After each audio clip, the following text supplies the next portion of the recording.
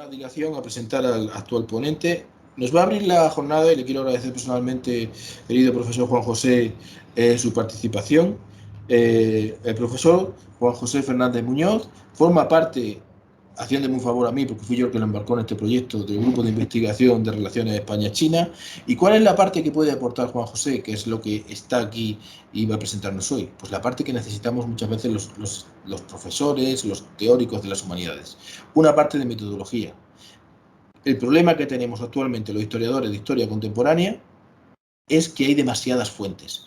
Tienes tantas fuentes que al final los árboles no te dejan ver el bosque. Tienes tanta información que no sabes cómo meterle mano. Eso pasa, por ejemplo, con mi ponencia, y luego lo explicaré sobre mi ponencia. Tienes tanta información que te vuelves loco y no sabes por dónde coger una hebra.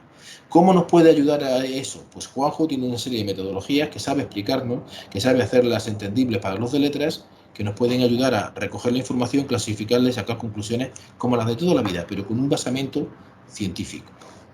¿Quién es Juan José? Pues es profesor de Metodología del Comportamiento de nuestra universidad, profesor titular de Metodología del Comportamiento de la Universidad Rey Juan Carlos, es profesor de Análisis de Datos Cualitativos y Cuantitativos, ha publicado más de 30 artículos en revistas ingresadas en los rankings de valoración internacional, ha sido profesor invitado en Finlandia, en Sakatunka University, y en la Politécnica de Salud de Coimbra, y es un gran amigo, y aquí está mostrando su trabajo, que en realidad lo hemos invitado para que los profesores tengamos una clase, y los alumnos que estáis interesados en hacer doctorado y en investigar historia, os pido que prestéis bastante atención.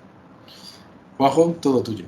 Muchas gracias, Raúl. Sobre todo lo de amigo, que es lo más importante y lo último que has dicho, ¿no? Bueno, claro, pues nada. Porque lo he dejado lo importante para el final. Eso es. Pues nada, sí, bueno, después, lo primero, buenos días a todos y nada, que gracias por asistir a la charla, gracias por invitarme, tanto a ti como a Felipe. Y voy a ir compartiendo un poco, mientras voy hablando, lo que os quería enseñar hoy, ¿vale? En este caso. Y decir que, bueno, pues que viendo un poco las conferencias de ayer, pues sí que voy a intentar ajustarme a lo que Raúl ha comentado, ¿no? Como miembro que soy del grupo emergente de investigación de la URJC, en este caso de relaciones entre China y España, pues mi participación va un poco encaminada a la parte más de metodología como tal, ¿no? Es decir, de cómo se llega a generar conocimiento o un conocimiento científico dentro del área de la historia, ¿no?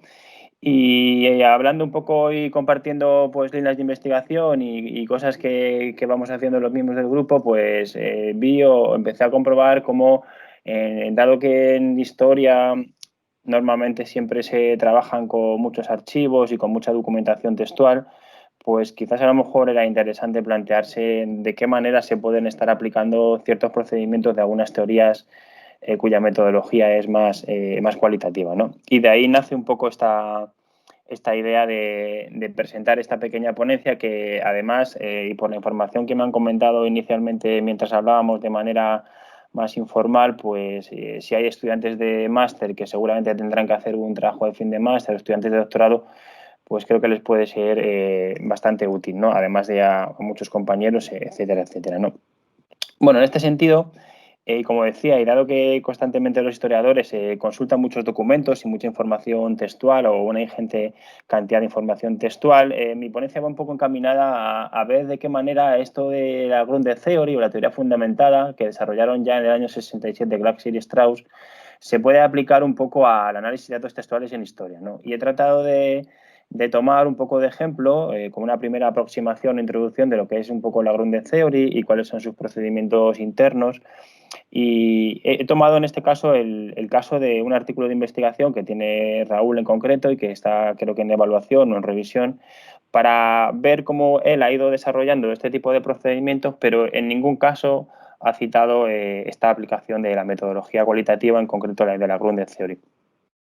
¿Por qué suele ser importante esto? Porque, sobre todo en el ámbito académico, cuando tratamos de desarrollar investigaciones y generar conocimientos para luego publicarlos en revistas científicas, necesitamos siempre de una justificación metodológica, ¿no? Y es en parte donde muchos de los revisores siempre ponen un poco de énfasis en comprobar si la investigación es óptima, si ha cumplido las fases que se establecen dentro de lo que es un método científico, etcétera, etcétera, ¿no? Por eso he empezado un poco en un primer momento con este pequeño esquema, retrocediendo un poco para atrás para que veamos que todo el conocimiento científico que tenemos que lograr y desde una perspectiva más epistemológica siempre tiene que ir encaminado a la aplicación de un método hipotético deductivo, ¿no? Un conjunto sistemático de fases que tenemos que seguir para que de esta forma el conocimiento que generemos, además de que sea acumulable, como digo, sea un conocimiento científico y no una pura atribución, ¿no? Para ello siempre tenemos que establecer, por decirlo de alguna forma, dos tipos de aproximaciones. Una aproximación más deductiva, que va encaminada a la consulta de teorías previas, que se suele hacer siempre a través de la literatura previa, de los propios archivos documentales que ya existen, como se hace en historia, de las propias bases de datos y de los artículos de investigación que se hayan publicado, ¿no? Donde nos sirve un poco para contextualizar el objeto de estudio o el fenómeno de estudio del que queremos un poco indagar o investigar, ¿no? Por otra parte, una vía paralela sería un poco la parte más inductiva, que suele ir más encaminada a áreas de conocimiento diferentes un poco a lo que a lo mejor podría ser la historia, aunque también se pueden utilizar dentro de la historia, que sea un poco el método inductivo, que lo que trata es de acercándonos a una realidad social determinada en un momento determinado o en varios momentos, en función de si lo que queremos que sea es un diseño más transversal, donde tenemos una fotografía en concreto de lo que queremos hacer, o si queremos que sea longitudinal en diferentes momentos, ¿no? Pues esta parte más deductiva, ¿no? Tanto la parte deductiva como la parte inductiva, como parte del método hipotético deductivo, ¿de acuerdo? Lo que van a tratar es de contrastar pequeñas hipótesis que nos vamos a plantear los investigadores.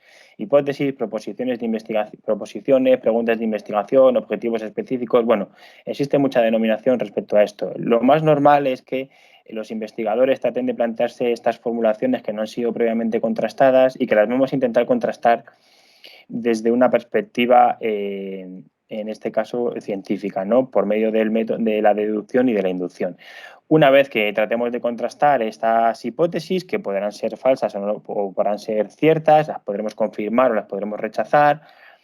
Recuerdo también en este punto que el no hallazgo también implica un hallazgo, es decir, que el hecho de que no se contraste una hipótesis no significa un fracaso dentro de lo que sería la investigación, sino que también implica un propio hallazgo como tal.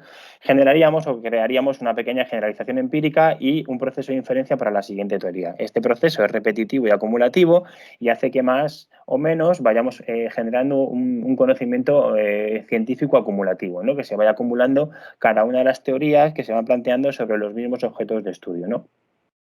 ¿Por qué es importante esto? Porque esto, desde la perspectiva epistemológica, cuando lo llevamos a la parte metodológica, tenemos que pensar en parte si lo que queremos es ir aplicando, por un lado, una metodología más cualitativa, que suele tener un enfoque mucho más exploratorio, que se utiliza mucho, sobre todo en muchos casos en ciencias sociales, para identificar variables que forman parte de un fenómeno que a lo mejor ha sido poco investigado, o fenómenos que tienen una pequeña dificultad en cuanto a su aplicación más cuantitativa. Siempre se opta por una primera aproximación más cualitativa, ¿de acuerdo? Que sería más la aplicación de este propio proceso hipotético deductivo. Bien.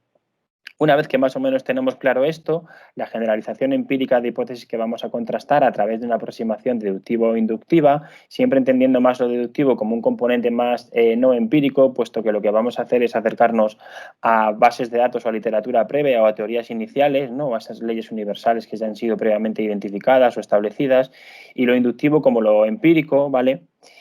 Quería en este caso ver un poco cuáles son los canales de información sobre los que suele trabajar el historiador, ¿no? Que en la mayoría de los casos suelen ser archivos y en función del grado de estructuración que vamos a identificar de esas pruebas, ¿no? De esas herramientas que queremos utilizar. En muchas ocasiones... perdón, pensé que saltaba algo para que me identificaba a mí algo. Vale, decía que en muchas ocasiones pues podemos tratar con herramientas de recogida de datos que pueden ser estructuradas y centradas en el sujeto, como suele ser lo que más o menos todo el mundo conoce como cuestionarios o entrevistas estructuradas, o por otro lado entrevistas abiertas o entrevistas grupales que serían no estructuradas. Me he ido en este caso y os he marcado ahí el hecho de que tenemos tanto datos archivados como documentos personales y documentos oficiales, que en el caso del ejemplo que os voy a poner de la investigación que desarrolló Raúl, va un poco en esta línea, ¿no? Se recogen documentos personales y oficiales de unos archivos determinados y se trata de analizar esa información. Lo importante o lo que aporta en este caso la teoría fundamentada es de qué manera podemos establecer un procedimiento sistemático para analizar esos datos que son textuales y que tienen siempre un componente mucho más subjetivo que cuando trabajamos desde una metodología cuantitativa y nos apoyamos en este caso en la estadística, en procedimientos estadísticos, etcétera, etcétera, ¿vale? Bien, como veis, podríamos entrar un poco más en detalle en algunos aspectos de canal de información y otro tipo de herramientas estructuradas y no estructuradas, pero sobre todo lo que me interesa en este caso es que, dado que la mayoría de vosotros estáis dentro de esta área de humanidades, cómo la consulta de archivos y la información que podemos obtener, podemos tratar de analizarla desde una perspectiva más quali, viendo cómo ese discurso puede ser abordado desde una perspectiva de la teoría fundamental. ¿Vale? Bien, ¿qué es, o que ya lo voy un poco introduciendo, qué es la teoría fundamental, la Grounded Theory? Pues en este caso es un procedimiento sistemático de analizar un conjunto de datos brutos o datos textuales para obtener, como su propio nombre indica, una teoría fundamentada y una teoría formal, ¿vale? Vamos a construir teorías, de la misma forma vamos a generar conceptos específicos, vamos a plantear también posibles hipótesis o proposiciones y todo lo vamos a hacer a través de dos grandes estrategias sobre las que se fundamenta o se asienta en este caso la teoría fundamentada. Una es lo que Glasser y Strauss llamaron método comparativo constante, que por la experiencia que he tenido y por las conversaciones que mantengo en este caso con el profesor Ramírez o con Raúl, más o menos la mayoría de los investigadores que consultan archivos lo vais haciendo, ¿vale? Y luego lo que sería un poco el muestreo teórico, ¿vale? ¿Qué implica esto? Implica pues un proceso de análisis constante de un conjunto de datos textuales, ¿vale? Donde vamos sobre todo a utilizar un procedimiento de codificación o de identificación de incidentes que son relevantes para el investigador, para luego, sobre todo, que lo mostraré con una con un pequeño esquema, tratar de llegar a posibles mapas conceptuales, puesto que como todo en esta vida tenemos un pequeño software que nos puede ayudar bastante a la hora de generar y de abordar toda esta documentación que el historiador por norma va al archivo y trata de consultar, ¿verdad?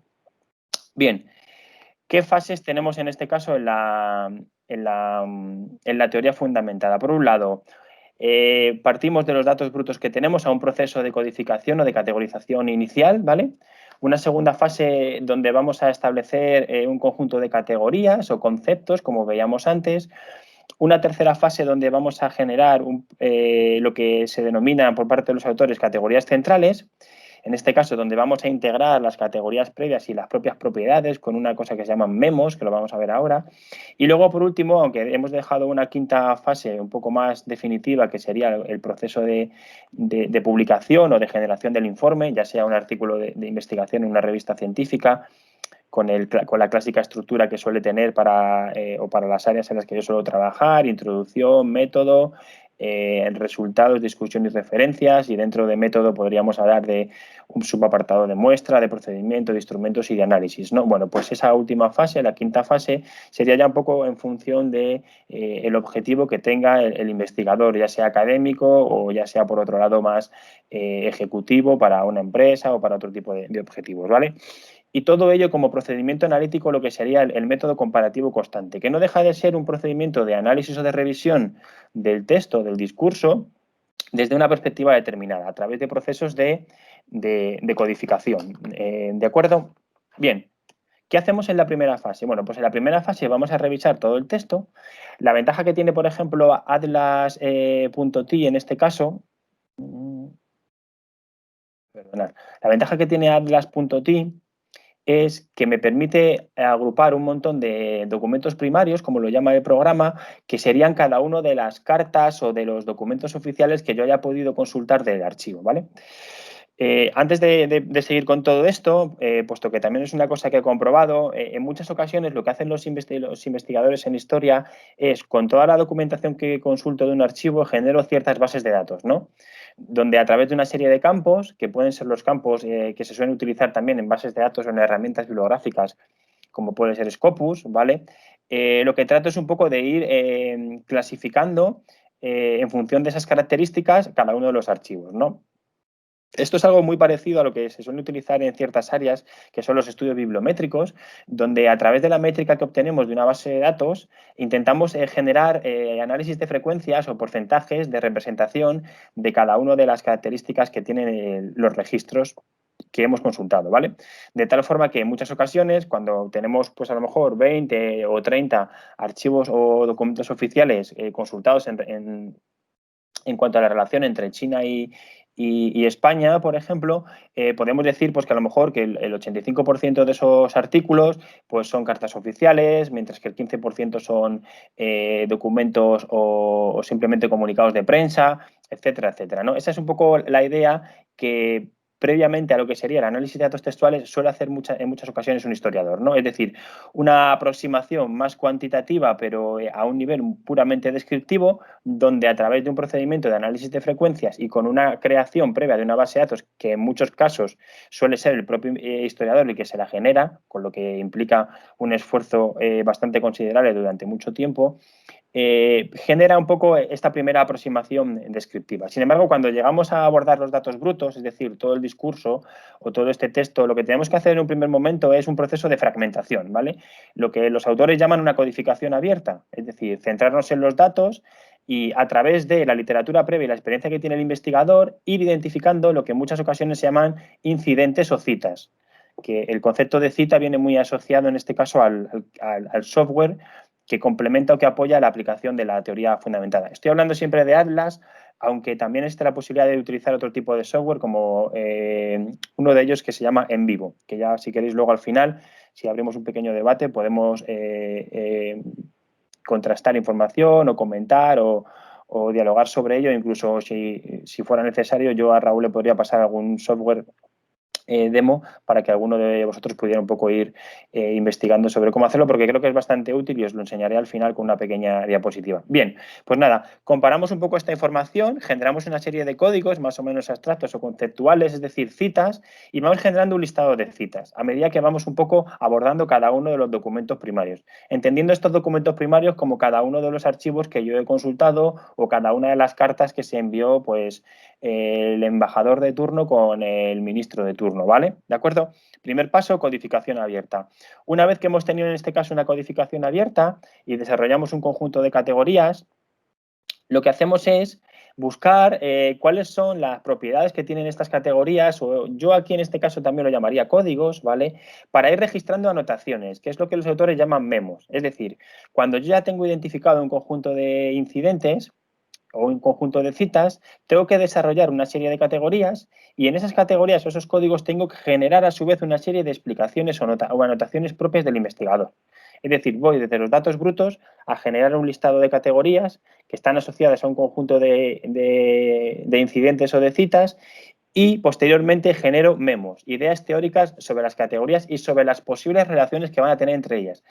Esto es muy importante cuando trabajo con el software porque el dejar generadas las relaciones entre cada una de las categorías o códigos a través de este procedimiento de codificación axial hace en este caso que luego la generación de mapas conceptuales sea mucho más sencilla. Bien, el siguiente paso sería integrar estas propias categorías, por eso digo que en muchas ocasiones sería más adecuado para no generar una confusión llamarlas códigos de alguna forma, y generar un nuevo conjunto de categorías más centrales de por sí, ¿vale? Es decir, ir un poco reduciendo el listado de categorías inicial, que está asociado a un conjunto de citas o de incidentes, y generar ahora unas propias categorías centrales, ¿no? Con sus propias propiedades. De tal forma que aquí, además de seguir un poco estableciendo un procedimiento comparativo constante, es decir, de seguir revisando y fragmentando en todo lo posible cada uno de las unidades textuales o documentos primarios, es el momento de tratar de formular hipótesis o de generar un poco posibles respuestas provisionales, en este caso POSOT, de las relaciones que vamos a tener con estas categorías centrales, ¿vale? Con el proceso de codificación, de registro y la consecución de todo esto, que será un poco el diagrama o el esquema que os comentaba a nivel conceptual, ¿vale? Todo este proceso, si lo hacemos de manera muy ordenada, nos dará como resultado un pequeño mapa conceptual que, insisto, que para las áreas de investigación en historia o en humanidades puede ser algo relativamente atractivo, sobre todo cuando se utiliza o se incorpora dentro del apartado de discusión un artículo de investigación. Al final siempre acabo pensando un poco en lo que sería artículo de investigación y publicación en una revista, ¿no? Que en el ámbito académico es lo que más o menos solemos trabajar y tratamos de movernos, ¿no? Vale. Bien, una vez que tenemos un poco... Bien, ¿cuándo pararíamos? ¿O cuándo pararíamos de fragmentar el texto? ¿O cuándo pararíamos de sistematizar esta revisión? Bien, pararíamos cuando los autores hablan de un proceso de saturación teórica. ¿Cuándo se da ese proceso de saturación teórica? Cuando la identificación de citas o de incidentes dentro de esas unidades textuales empiezan a ser repetitivas o se empiezan a repetir. De tal forma que tenemos una sobrerepresentación de citas para alguna de los códigos o de las categorías centrales que vamos generando. Cuando llegamos a este punto es cuando tenemos que parar. Y ahí es el momento en el que empezamos a establecer un proceso de limitación de cuál es la teoría, ¿vale? De tratar de, con las categorías centrales que tenemos, con la relación que tenemos con otras categorías o códigos previas y con la relación que hemos establecido con los incidentes en el proceso de fragmentación, ¿vale? Tratamos de generar una teoría. Una teoría que lo que busca sobre todo es que tenga dos características fundamentales, que sea o que cumpla el criterio de parsinomia, es decir, que pocas categorías traten de explicar un volumen amplio de conceptos o de aspectos asociados al objeto de estudio, ¿vale? Y que el alcance, ¿vale?, tenga una base relativamente, en este caso, amplia o que abarque los objetivos o las hipótesis que hemos planteado previamente. Es decir, que el alcance se ajuste a las hipótesis planteadas y que sea relativamente parsimonioso. Es decir, que trate de, con un conjunto relativamente pequeño de categorías, en este caso centrales, y su relación con otras categorías en un nivel inferior, poder explicar el mayor número de conceptos.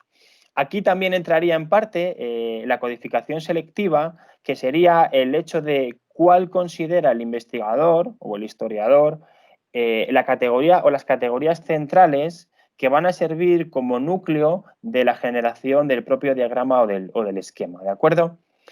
Esto nos ayudaría a tener lo que sería el marco o delimitar o encasillar la teoría sobre la que hemos venido, en este caso, trabajando a través de ese proceso de fragmentación o de ese proceso sistemático de abordaje de la información textual o del discurso. Y la última etapa que os comentaba previamente, que era un poco de tratar de agrupar toda esta información y de redactar un pequeño informe donde incorporamos las categorías, las memos, las reflexiones y las anotaciones, las relaciones, generamos los principales temas de la teoría a través de esas categorías centrales y tratamos de obtener un conjunto de conclusiones finales. Lo que yo he comprobado en muchas ocasiones que se hace es el investigador o el historiador revisa más o menos en función de su conocimiento y sobre las herramientas que dispone, en este caso a nivel tecnológico, va tomando sus notas, va tomando más o menos su información de lo que considera relevante y trata de desarrollar una teoría. Yo creo que si tratamos de incorporar o de justificar en este caso que la teoría fundamentada, que ya tiene muchos años y viene siendo desarrollada en muchas áreas de conocimiento como la economía, la sociología, la psicología, en algunas áreas de las humanidades, pues puede darle a los artículos en este caso relacionados con la historia una fundamentación metodológica mucho más fuerte y una rigurosidad metodológica mucho más fuerte que ayude a que estas investigaciones luego sean más fácilmente publicables, ¿no? Publicables a través de un informe, como ponemos aquí en este caso, el típico informe que hemos comentado, que suele llevar siempre una misma estructura, ¿no? Desde la propia introducción, donde vamos a plantear un conjunto de objetivos o de hipótesis. En este sentido, en cuanto a las hipótesis, yo siempre trato de mostrar un pequeño truco, entre comillas, y es que cuando, por ejemplo, revisamos artículos de investigación, yo que soy revisor de algunas revistas, es curioso cómo los autores o los investigadores, las hipótesis que suelen plantear, por eso decía antes lo de que el no hallazgo también es un hallazgo, aunque no se suele dar mucho dentro de las publicaciones científicas. Es curioso cómo los autores en muchas ocasiones, tanto si la metodología es cualitativa aplicando una teoría fundamentada, como si es una metodología cuantitativa aplicando procedimientos estadísticos, es curioso cómo las hipótesis que se suelen plantear casi en todos los casos se suelen cumplir o se suelen confirmar. ¿Por qué pasa esto? Pues suele pasar fundamentalmente porque el investigador lo que hace es plantear las hipótesis de manera post-hoc, no de manera ad hoc. Es decir, que cuando tiene los datos textuales, cuando ha desarrollado un poco la teoría y cuando ha comprobado las posibles relaciones entre las categorías, hablando en este caso de lo que sería una metodología más cualitativa, es cuando trata de retroceder hacia atrás y plantear esas hipótesis. Lo mismo ocurre con procedimientos de metodología cuantitativa, es decir, pues si un investigador recoge información a través de una muestra de participantes cuyo canal de información ha sido un cuestionario estandarizado, y quiere ver la relación entre un conjunto de variables, una de ellas es independiente y otra de ellas es dependiente, por ejemplo, pues aplica el procedimiento estadístico que le corresponda y en función de si se cumplen o no las relaciones, vuelve para atrás y plantea la hipótesis, ¿de acuerdo? Este aspecto es importante a tener en cuenta porque en muchas ocasiones esas posibles preguntas de investigación, esos objetos de investigación o esos objetivos específicos de investigación, ¿de acuerdo? Pueden ser replanteados. O puede plantearse inicialmente un objetivo de investigación que luego puede ser operacionalizado a diferentes hipótesis de investigación, ¿vale? Bien, ¿qué es lo que yo he comprobado en algunas revisiones que he hecho de artículos de investigación? En este caso, la revisión que ha hecho el profesor Raúl Ramírez de las comunicaciones diplomáticas en España y China, los documentos de Waigubu.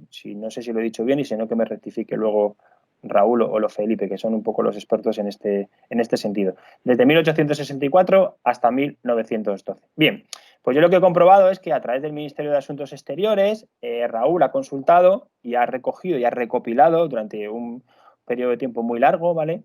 Un montón de datos brutos o de datos textuales, ¿vale? Entre las relaciones entre China y España, cuyo objetivo es ver un poco o establecer posibles generalizaciones o leyes universales sobre esto de ley universal puede parecer muy categórico, ¿no? Pero lo que quiere es establecer, por decirlo de alguna forma, un marco o un estado de la cuestión sobre este tipo de relaciones entre China y España en este periodo de tiempo, ¿vale?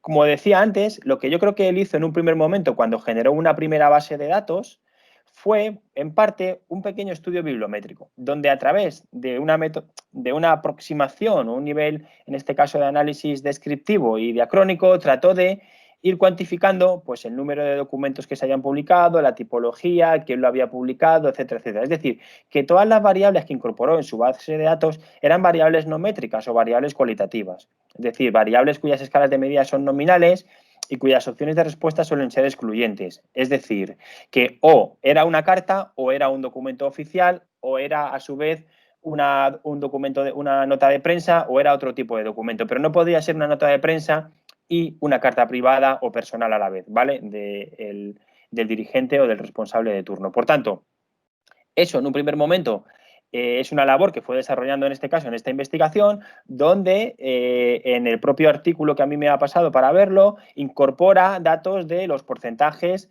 de, por ejemplo, pues, si no recuerdo mal, del sentido que tenían las comunicaciones, si eran desde España a China y, por ejemplo, eran un 50%, o si se producían entre instituciones de China con un 33%. Como os decía antes, al final no deja de dar datos porcentuales de variables de manera aislada o univariada de este conjunto de información que ha recogido y que ha tratado de organizar a través de una base de datos. Y luego entraríamos en parte a cómo ha hecho él la identificación de sus categorías iniciales, de unas categorías centrales y cómo luego ha tratado de agruparlo, aglutinarlo todo en una posible teoría respecto a cómo son las relaciones entre China y España en este.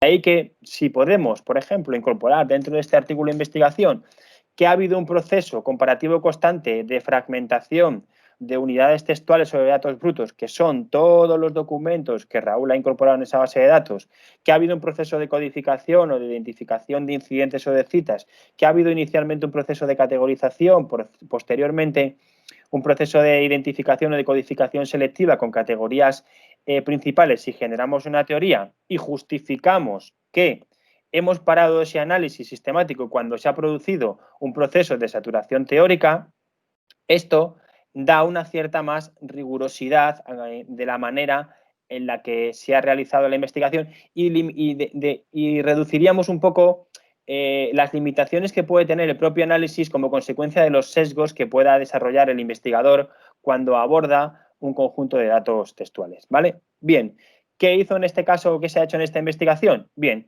pues en este caso genera una serie de categorías iniciales o de códigos iniciales, identificando previamente fragmentos del texto donde había un poquito donde el investigador consideraba que eran fragmentos importantes y se generaron 16 líneas temáticas o categorías iniciales.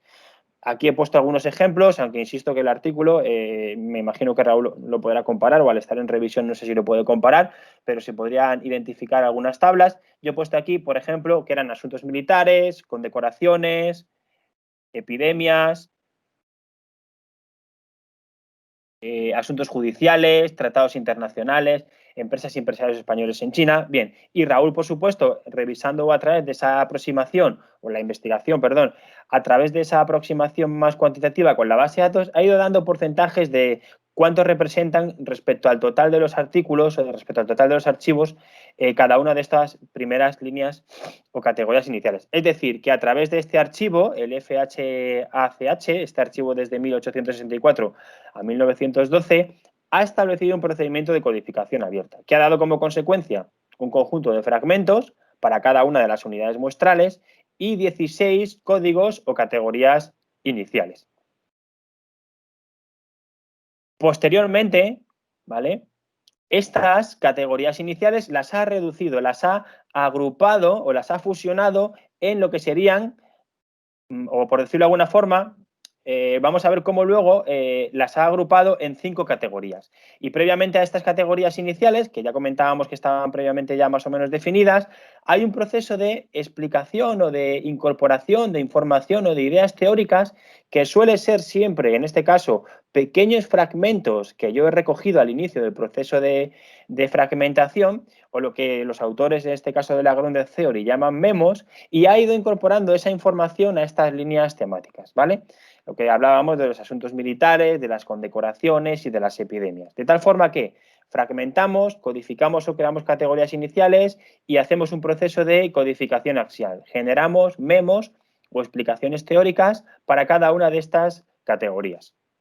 Una vez que hemos hecho esto, el autor o en la investigación lo que se hace es integrar esas categorías iniciales y esas memos y generar, o yo lo llamaría, como os digo siempre, más integrar esos códigos, puesto que luego en el entorno de atlas.t se habla de códigos, integrar esos códigos y esas memos y generar categorías centrales.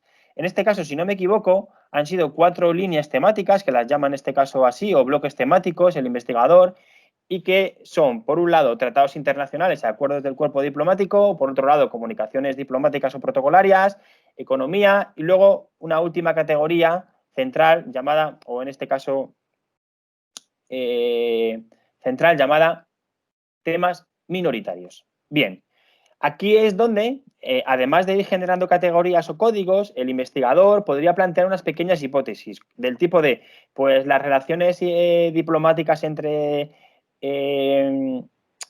China y España se fundamentaban a través de, o se fundamentaban exclusivamente a través de comunicaciones privadas o comunicaciones escritas. Y se fundamenta a través de el análisis porcentual con frecuencias que da el autor en la parte más bibliométrica o cuantitativa o métrica y la incorporación de fragmentos que demuestran que en la mayoría de los casos el discurso tenía un carácter más impersonal, más informal, etcétera, etcétera. ¿De acuerdo?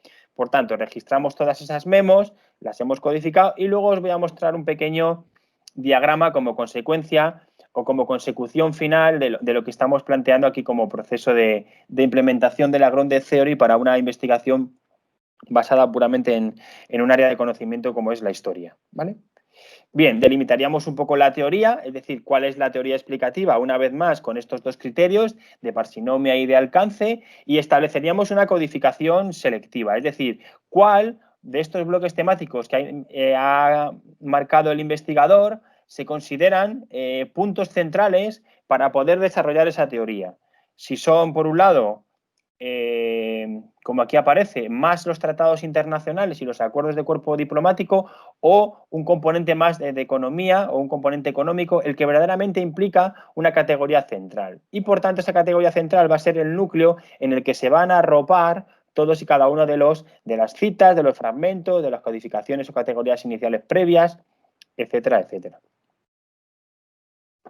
Y por último, la propia redacción del informe. En este caso, el propio documento que ha generado el autor denominado Comunicaciones Diplomáticas en España y China, los documentos de Weigubu en 1864-1912, que pasará un proceso de revisión y que finalmente será un artículo que acabará publicado con las propias modificaciones que consideren los revisores, etcétera, etcétera. Pero que previamente, si se hubiera incorporado esta justificación de que la Grounded Theory, o al menos los procedimientos internos del método comparativo constante y del muestreo teórico, que lo he dejado un poco de lado porque está más relacionado con el número de unidades textuales que se suelen identificar como mínimas para llegar a un proceso de saturación, ¿vale?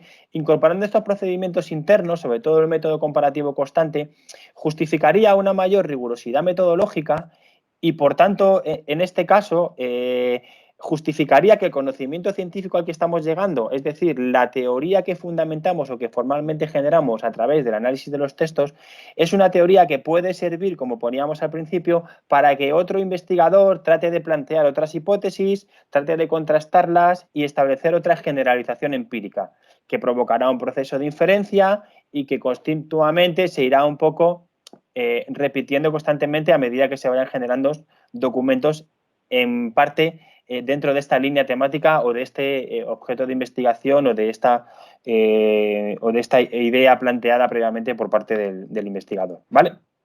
Aquí os he dejado algunas de las referencias donde podéis consultar más o menos qué es el análisis también o diferentes tipos de análisis de datos textuales, como es la inducción analítica o el análisis de contenido tradicional, un poco en parte las referencias de Claxer y algunos autores, en este caso muy cualitativistas, que aplican siempre metodología cualitativa para el proceso de análisis de datos textuales.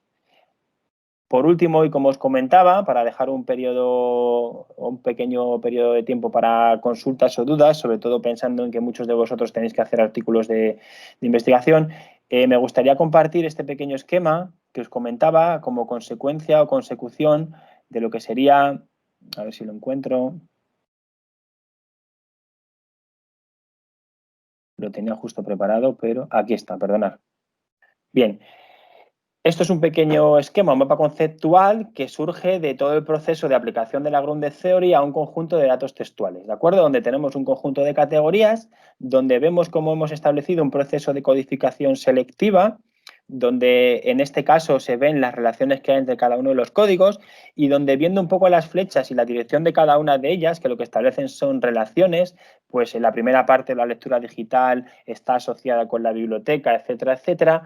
Vamos viendo un poco cómo podemos llegar a generar esta teoría formal y cómo podemos plasmarla y hacerla más visual de cara a que los lectores puedan, de un pantallazo, por decirlo de alguna forma, desde una primera impresión, ver cómo se ha generado esa teoría, que por supuesto luego se complementará en un apartado de discusión con todos los procedimientos previos que hemos comentado, ¿de acuerdo? Es decir, que la utilización de Atlas.t, que insisto que es un software cuya versión demo está por ahí disponible y si no yo puedo facilitarle para que todos los participantes de la sesión la tengan, ayuda a generar este tipo de esquemas finales o de diagramas que complementan muy bien todos los procedimientos de análisis previo desde el inicio de los incidentes y de la fragmentación o el desglose que hacemos del discurso de los datos textuales hasta que vamos a llegar a esa teoría y a esa generación o desarrollo del informe. Bien, pues hasta aquí era un poco lo que os quería contar. No sé si ha sido útil o no, espero que sí. No sé si en este sentido tenéis muchas preguntas o no y quedo un poco a vuestra disposición a partir de lo que digan Raúl y Felipe. No sé si me he pasado de tiempo o no me he pasado de tiempo, pero en definitiva lo que creo que es importante es que tratemos de buscar siempre una justificación metodológica para que cuando generamos un conocimiento científico determinado, ya sea desde una aproximación cualitativa o desde una aproximación cuantitativa, podamos justificar que ese conocimiento está fundamentado, se basa sobre todo en un proceso sistemático de seguimiento de etapas de un método científico. Y de esta forma ayudaremos a que, en parte en las humanidades, en la historia, que no sé si se viene haciendo ya, que me imagino que sí, ganemos un poco en cuanto al tipo de teoría que vamos a generar, el tipo de conocimiento que vamos a generar, y esto ayude a retroalimentar a los investigadores del futuro dentro de estas áreas, bueno, pues tan interesantes y que yo estoy descubriendo gracias a la invitación de Raúl a estas charlas y a la participación como miembro del grupo emergente de investigación relaciones entre China y España. Muchas gracias y quedo a vuestra disposición para cualquier duda o consulta que queráis hacerme. Muchas gracias, Juanjo. Muchas gracias, profesor Juan José. La verdad que muy interesante y muy bien explicado. Y yo quería pedirte, sí, que por favor me hagas llegar de alguna manera la demo y invito a los matriculados, el que quiera a través del correo donde os llegan los enlaces, el que quiera esta demo que el profesor Juan José Fernández nos va a proveer, que me lo pida. Que lo pida a través de ese correo y a través de ese correo yo lo haré llegar también. Os puedo facilitar.